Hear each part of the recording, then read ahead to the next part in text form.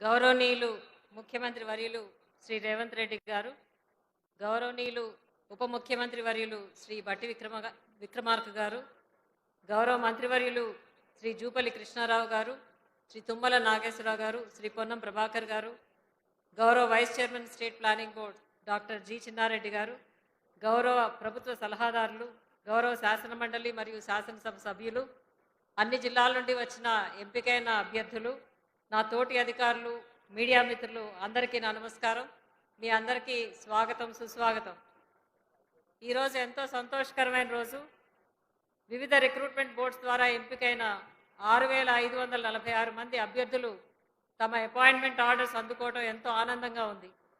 ఈరోజు నియామక పత్రాలు అందుకుంటున్న వారిలో 5804 రెసిడెన్షియల్ స్కూల్ సొసైటీ టీచర్లు, లెక్చరర్లు కాగా 655 మంది పోలీస్ రిక్రూట్మెంట్ ద్వారా ఎంపికైన కానిస్టేబుల్స్ మరియు టీఎస్పీఎస్సీ ద్వారా ఎంపికైన 87 మంది అభ్యర్థులు కూడా ఉన్నారు.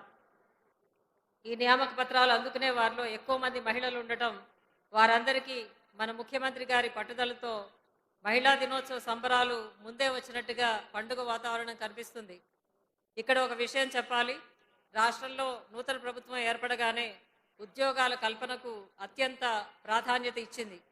గౌరవ ముఖ్యమంత్రి గారు పెండింగ్లో పడిన నియామకాలపై అనేక సార్లు సమీక్షించి రూల్ అమెండ్మెంట్స్, కోర్టు కేసులు సత్వర పరిష్కారానికి పలు చర్యలు తీసుకోవడంతో వెంటనే అపాయింట్మెంట్ ఆర్డర్స్ ఇవ్వగలుగుతున్నాము.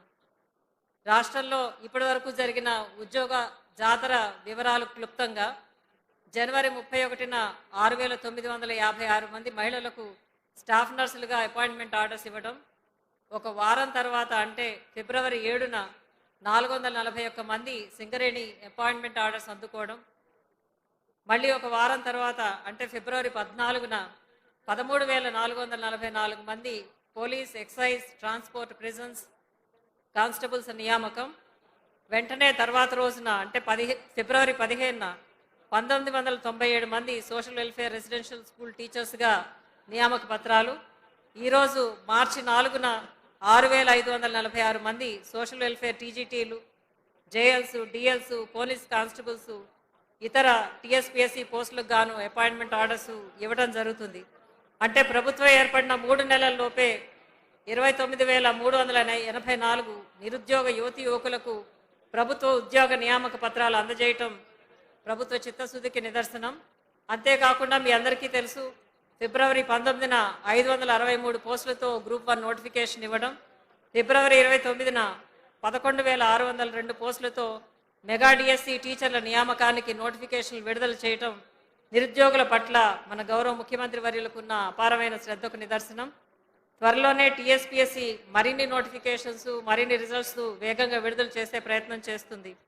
ఈరోజు నియామక పత్రాలు అందుకున్న ప్రతి ఒక్కరికి హృదయపూర్వక శుభాకాంక్షలు, అభినందనలు. మీరంతా బాగా పనిచేసి ప్రజలకు మంచి సేవలు అందించి ప్రభుత్వానికి మంచి పేరు తీసుకురావాలని కోరుతూ, గత కొద్ది వారాలుగా నిరంతరం శ్రమిస్తూ ఉద్యోగ జాతరను సుసాధ్యం చేసిన police recruitment board, health recruitment board, social welfare recruitment board మరియు టీఎస్పీఎస్సీ ప్రభుత్వ ఉన్నతాధికారులు, సెక్రటరీలు అందరికీ మరొకసారి శుభాకాంక్షలు తెలియజేస్తూ ముగిస్తున్నాను. జై హింద్.